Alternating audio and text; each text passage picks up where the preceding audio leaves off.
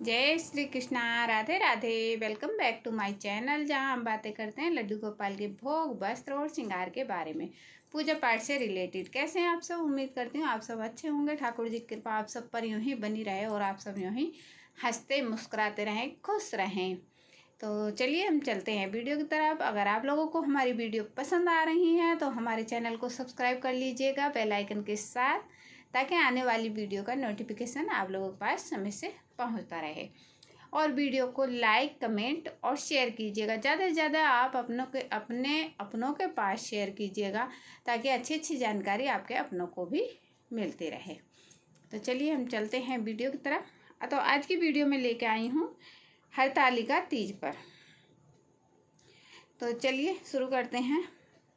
हरतालिका तीज जो है इस सुहागिनें पति की लंबी आयु और सुख समृद्धि की कामना के लिए निहार और निर्जला व्रत रखती हैं, है ना। और हरतालिका तीज को हिंदू धर्म में सबसे कठिन व्रतों में व्रत माना गया है।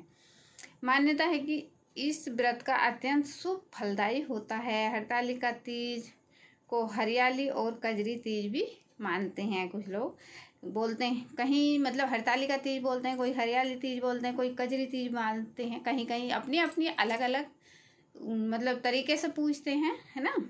और हमारे यहाँ तो ये हरतालिका तीज का व्रत नहीं होता, मैं बताऊँ तो। हरतालिका तीज जो है, हरतालिका तीज पर जो है शुभ योग 9 सितंबर को दोपहर 2:30 से अगले दिन 10 सितंबर को 12:57 तक रहेगा। हरतालिका तीज व्रत की पूजा का अति शुभ समय शाम 5:16 से शाम को 6:45 तक रहेगा। शुभ समय 6:45 से 8:12 तक रहेगा। तो ये था शुभ मुहूर्त पूजा का, है ना। तो उसके विधि में बताऊंगी, पूजा की महत्व भी बताऊंगी। तो हरतालिका तीज पर जो है हरतालिका तीज में श्री गणेश भगवान शिव और माता पार्वती की पूजा की जाती है। सबसे पहले मिट्टी से तीनों की प्रतिमा बनाएं और भगवान गणेश जी को तिलक करें, दूर्वा अर्पित करें। इसके बाद भगवान शिव को फूल, बेलपत्र और समीपत्री अर्पित करें और माता पार्वती को श्रृंगार का सामान अर्पित करें। तीनों देवताओं को वस्त्र अर्पित करें और वस्त्र अर्पित करने के बाद हरतालिका तीज की व्रत की कथा सुने या पढ़ें। इसके बाद श्री गणेश जी की आरती करें। भगवान शिव और माता पार्वती की आरती उतारने के बाद भोग लगाएं, ना। तो अब मैं जो हूँ इसके बारे में, हरतालिका तीज का जो है पावन त्योहार आ गया। इस दिन सुहागिन महिलाएं अपने पति की लंबी उम्र के लिए व्रत रखती हैं, निर्जला, है नहीं। अगले दिन पूजा के बाद व्रत का पारण करती हैं। वैसे तो 4 साल में तीज आती, लेकिन इस व्रत को कुंवारी लड़कियों द्वारा भी अच्छे वर की प्राप्ति के लिए रख सकती हैं। जो कुंवारी लड़कियां हैं, अगर वो रखना चाहें तो वो भी रख सकती हैं, अच्छे वर की कामना करके, है ना। यहाँ और चलिए अब मैं आपको व्रत का महत्व बताती हूँ। सौभाग्यवती स्त्रियां अपने सुहाग की लंबी उम्र के लिए और अविवाहित युवतियां मन मुताबिक वर की प्राप्ति के लिए हरतालिका तीज का व्रत कर सकती हैं। सर्वप्रथम इस व्रत को माता पार्वती ने भगवान शिव शंकर के लिए रखा था, है ना। इसलिए इस दिन विशेष रूप में गौरी शंकर की पूजा होती है। उत्तर भारत के कई राज्यों में इस दिन मेहंदी लगाने और झूला झूलने की भी प्रथा है, जहाँ पर ये व्रत रखते हैं, ना। और इस त्योहार की रौनक विशेष तौर पर उत्तर प्रदेश में ही होती है। यह व्रत निर्जला रखा जाता है। इस दिन जो है व्रत करने वाली स्त्रियां सूर्योदय से पहले ही सुबह सुबह उठ जाती हैं। स्नान आदि कर पूरा श्रृंगार करना चाहिए।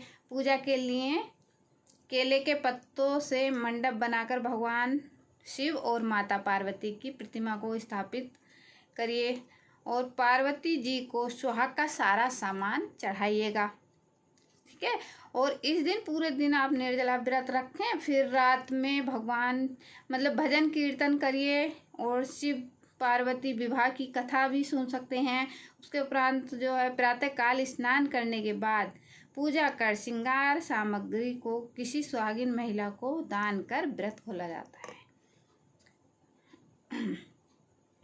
और मैं बता देती हूँ हरतालिका पूजन तीज पूजन सामग्री क्या है। तो हरतालिका व्रत से एक दिन पहले पूजन सामग्री आप जो भी है ले लीजिए। गीली मिट्टी, बेलपत्र, समीपत्र, केले के पत्ता, धतूरे का फल और फूल, आकाव का फूल, तुलसी, मंजरी, जनेऊ, वस्त्र, मौसमी फल, फूल, नारियल, कलश, अबीर, चंदन, घी, कपूर, कुमकुम, दही, चीनी और दूध और शहद। ठीक है।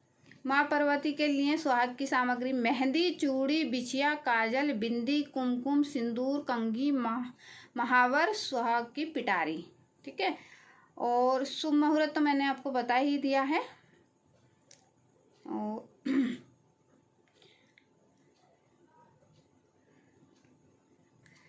और हरतालिका तीज व्रत पे माता गौरी भगवान शंकर को समर्पित करते हैं। इस दिन व्रत रखने से महिलाएं सुबह स्नान करके व्रत का संकल्प ले लेना चाहिए। इसके बाद पूजन सामग्री एकत्रित कर लें। पूजा घर में कलश की स्थापना करके उस दिन सब सुवर्ण आदि निर्मित शिव गौरी को प्रतिष्ठित करें।